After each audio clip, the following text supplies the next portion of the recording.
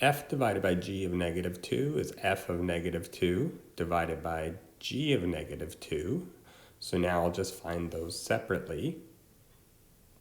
So finding f of negative 2, it is the square root of negative 2 minus 3, which equals the square root of negative 5, which does not exist. You can't take the square root of a negative number, or we could also say that it's not defined by a real number.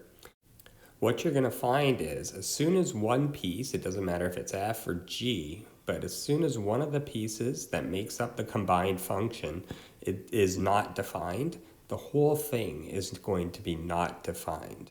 So we're going to keep on going with this example. To finish it, we'll find g of negative 2, but we already know this is going to be does not exist.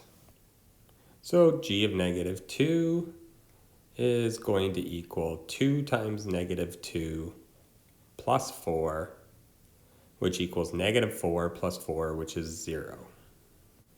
Okay, just finishing this off then, f of negative 2 does not exist, divided by g of negative 2 is 0. So what's interesting about this is as soon as anything does not exist, the answer is does not exist.